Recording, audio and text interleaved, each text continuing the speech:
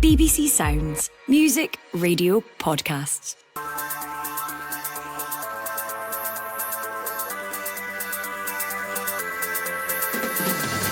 Hello, I'm Martin Dowden, and this is the Scottish Football Podcast. All the news, views and analysis you need on Wednesday, the 26th of March, as a familiar face returns to Scottish football. I'm excited. Obviously, we have work to do. We have a lot of work to do, which, it's not going to happen instantly, but, I've had a good response from the players over the last 2 days.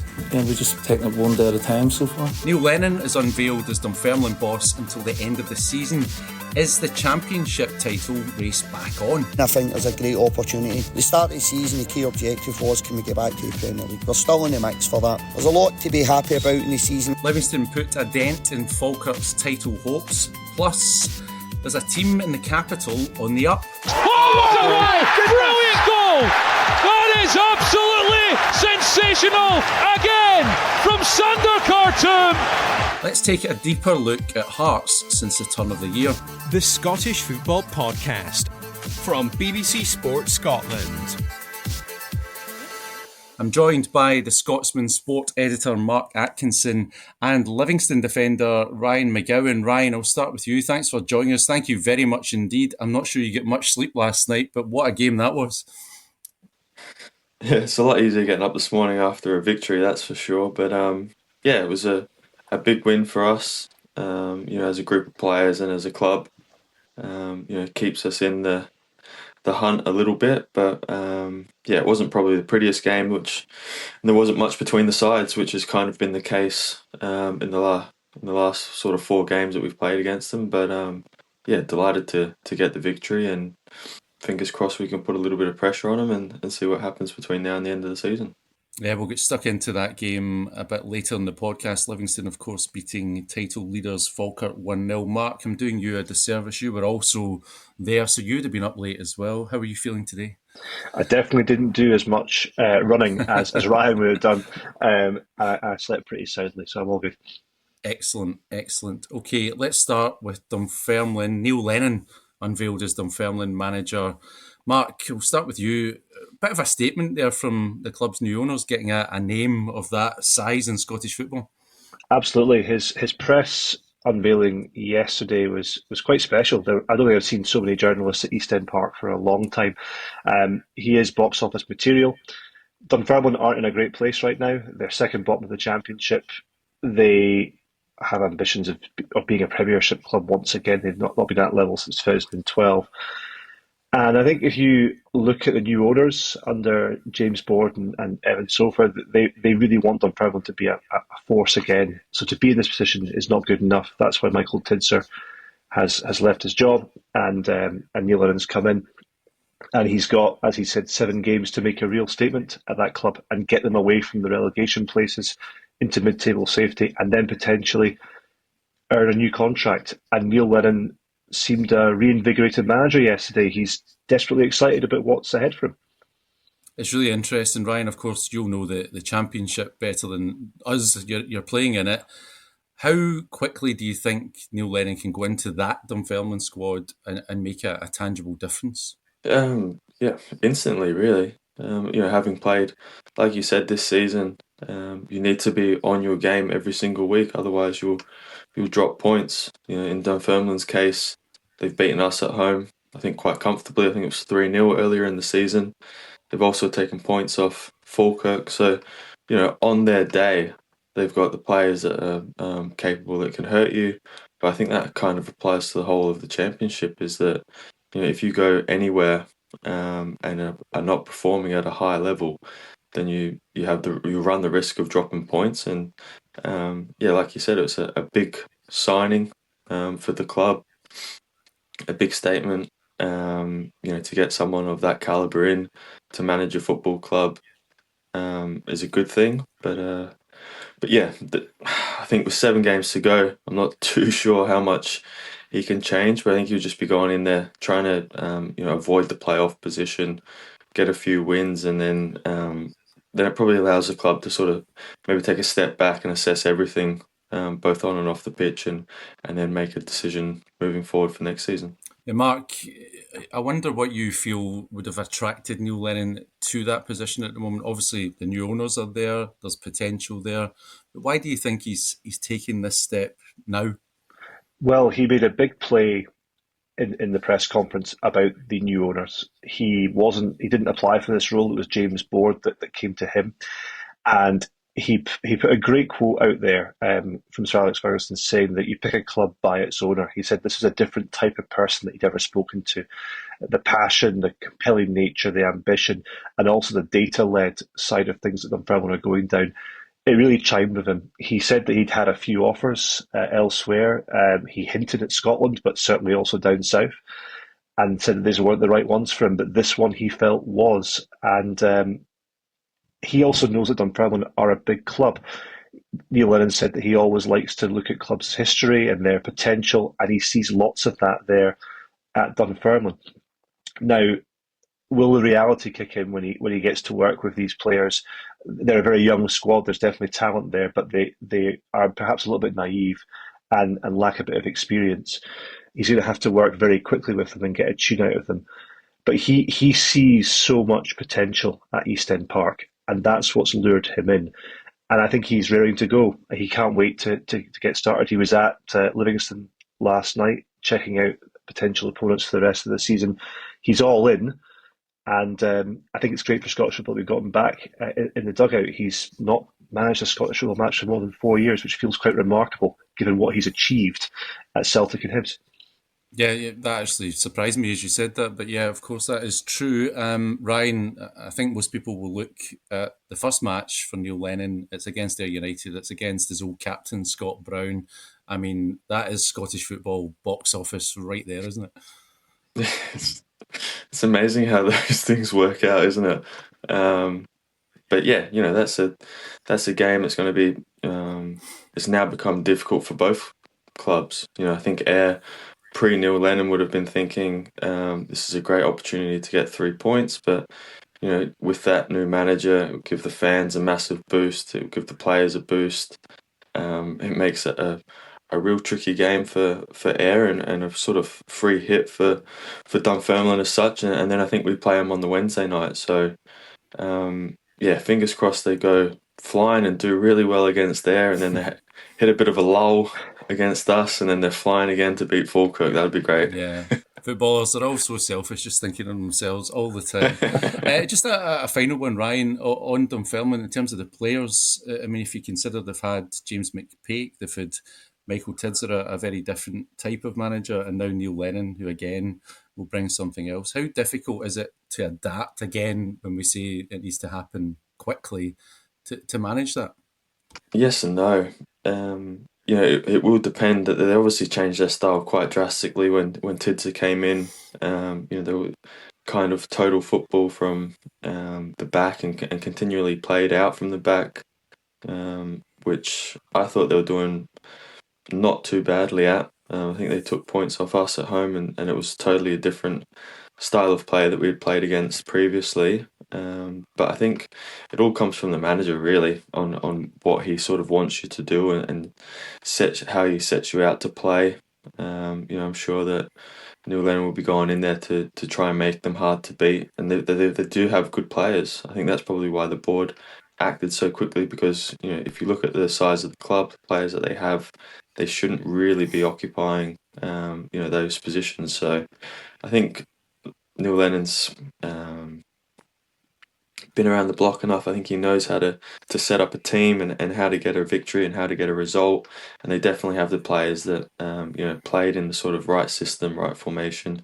They'll be able to do that. And I wouldn't be surprised if Dunfermline fans at the weekend will see a totally different style of play and a totally different a style of play that they can really get behind and have a little bit of confidence between now and the end of the season.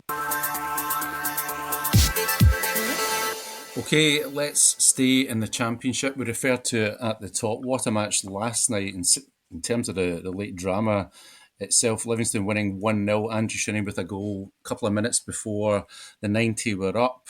Ryan, as a player in a team like that, there's nothing like that, is there? Yeah, it was obviously great. I think there wasn't much between the teams. it's probably looking like it was heading for a draw. Us being the home team and the position that we find ourselves in, we maybe had to push that a little bit more. But yeah, sort of, late goals in big games are always a special feeling. And yeah, I was delighted for Andrew Shinnie. He's kind of been in and out of the team, but he's such a good player to have. Great experience, great character in the dressing room, and it just shows you that the sort of squad that we have, and we have spoken about it all season, but we feel like we do have a really good squad, and being able to bring players on like Andrew Shinnie in the last sort of 15-20 minutes to try and get us a goal was great. And like I said at the start, it keeps us in the hunt and makes things interesting between now and the end of the season. The thing about players, Mark, is they never think of reporters or journalists at these games, and when a goal goes in with 2 minutes to go, you tend to have to rewrite everything. It's a bit unfair, that, isn't it? But put that aside, I'm just having a slight dig.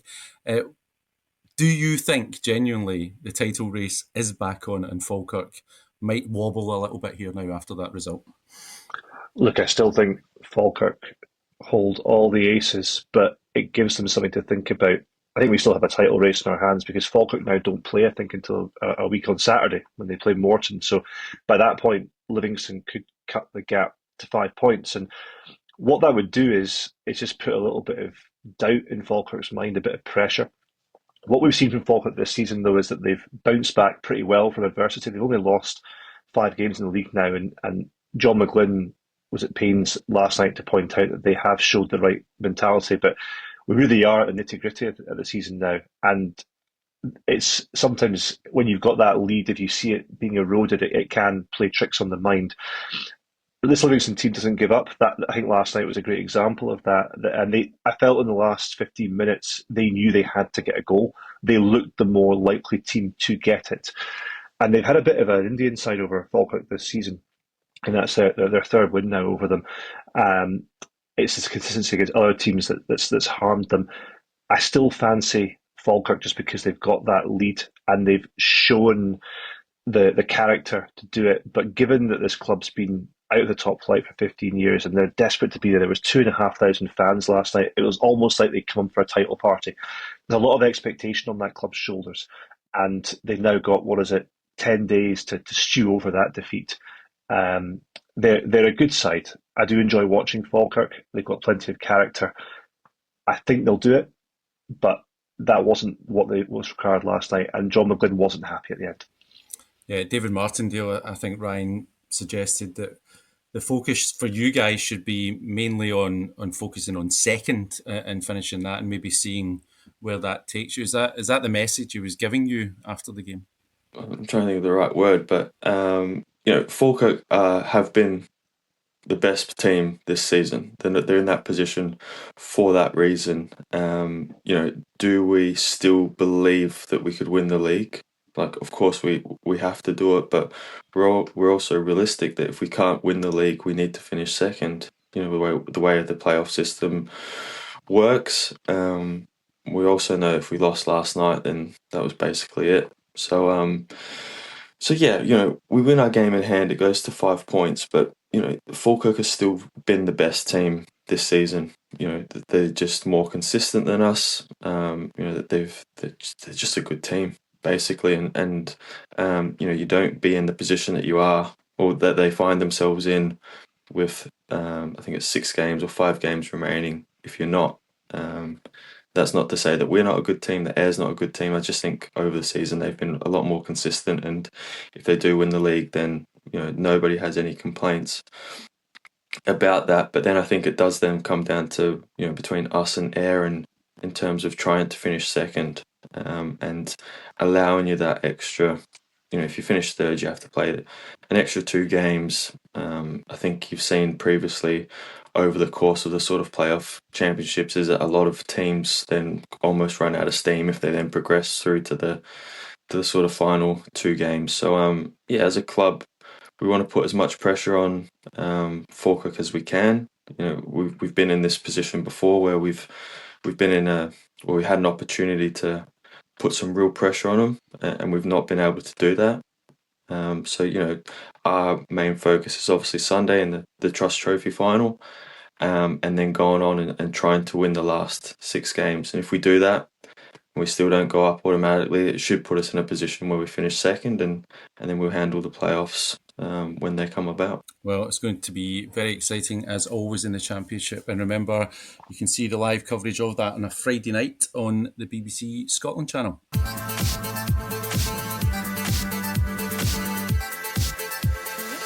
Now, let's take a close look at one of your old clubs, Ryan, as Hearts have turned round a poor start to the season, now sit in the top 6. I'll start with you, Mark. What do you see as the key changes Neil Critchley has managed to make since his arrival to drive this run up the table? He's given the players a bit more belief and direction, found a system that works. And then in January, they brought in some really good players in all areas of the pitch. And they've got a bit of momentum behind them. I've been really impressed with Elton Kabangu up front and Michael Steinbender in defence. They've both been key players since January. Benny Beningame in midfield, playing really well. They've adapted to a sort of 4-1-2-1-2 diamond formation where Beningame is really important. And Critchley's also got a different tune out of Lawrence Shankland. You'll remember Shankland this time last year was one of the hottest strikers in Scottish football. He's playing in a slightly deeper role now. Sort of number 10 role where he creates more and allows Kabangu and James Wilson to play up top. I just think they look a more cohesive unit. They had a terrible start to the season, as you alluded to. So even to be in the top 6 just now is a real testament to what Critchley's done. And with 3 games to go before the split, if they can get into that top 6, which is not a full conclusion yet, then they have to be considered as one of the contenders for finishing third. And I think many Hearts fans, if you'd asked them that even in December, they would have laughed at you. Yeah, I mean, Ryan, I was going to ask, do you see Hearts as realistic for Europe now? And I think most people would say, why not right now? But also, my sense, and you guys know better than me, but my sense is that some Hearts fans are maybe frustrated at Shankland because of what Mark described, the deeper role and his lack of goals. Do you think he's been seen in a different way by Hearts fans and maybe not appreciated as much as he should be? It's a tricky one because Hearts fans get to go to, we'll see him every second week at home, or see a lot more of him than possibly us three. I wouldn't say I do get frustrated when pundits and fans say that they don't care and they've down tools and their heart's not in it. People forget this is our livelihoods. We are playing for our careers, really. No one goes out, no matter what level you're playing at, and doesn't try or doesn't want to be there or doesn't care as such. I think in previous seasons he's played in the way that he's playing before. I think at the start of the season he just really lacked someone else running in behind. I think if you look back a couple of seasons ago when he had Ginelli, he was always the one that dropped. He maybe didn't start in that role, but he continuously dropped into that 10 role. But he needed someone to run in behind and to stretch the defence because at the start of the season with him dropping short and being that vocal point, it allowed teams to press Hearts higher up the pitch. It allowed their defence to get tight to Shankland. Whereas now when you have sort of 2 strikers who are already there and 2 willing strikers who run in behind, especially young Wilson and Kabangu who run in behind, it means that the back 4 or back 3, whoever is playing against Hearts, has to watch that space behind. So naturally you drop maybe 5-10 yards and it creates that bigger gap for the 10 role in terms of Shankland to sort of find those pockets and be able to get on it. So as much as you might look at his overall performance and see that he's getting a couple more assists, couple of goals and Hearts are winning, I think if you watch him personally at the start of the season, he wasn't doing too much differently. It's now that he has sort of teammates or a system or style of play that allows him to be able to get on the ball a lot more and be able to create chances. A couple of quick ones for you, Mark. On Shankland, do you think he will be there beyond the summer? And in a complete jump away from that, what about the influence of Jamestown analytics on Hearts, and do you see that being a much bigger influence as we go forward post this season? So in terms of Shankland, I find it hard to see him being there. I think there's been conversations in the past, but they've gone pretty quiet this season. and it might suit all parties for a fresh start. I think he'll end the season strongly, but whether he's there next term, I have my doubts. In terms of Jamestown, I think you see the guys they brought in already. Hearts, I mentioned Steinbender and Kabangu, but you've also got Sander Khartoum, who came in from the Norwegian leagues. They're definitely going down a different path, using data to identify the sort of players that they want. I think we got a kind of Jamestown light transfer window in January, and I think this summer you'll see a lot of very different types of names linked with Hearts as they strengthen their ties with Tony Bloom's firm. And I think Hearts fans should be excited by that, because I think what we've seen in January is largely positive in terms of the players that they brought in. Well, thanks to you guys, Mark Atkinson and Ryan McGowan, and thank you for listening. That's all we've got time for on the Scottish Football Podcast. Remember, we're here with new episodes bright and early every day, so make sure you don't miss out. Subscribe on BBC Sounds and have push notifications turned on in your phone. Exciting times in Scottish football, in the Championship, and of course in the Premiership, which returns this weekend. Thank you very much for listening. On BBC Sounds. From life aboard a Russian submarine to chairman of Hearts Football Club. At this stage, he was the hero. But as his controversial decisions escalated, they said, we're going to sack George. And I'm going, you can't do this. How did Vladimir Romanov go from Hearts saviour to a wanted man? They caused a whole load of chaos and havoc. Romanov, Tsar of Hearts. Listen now on BBC Sounds.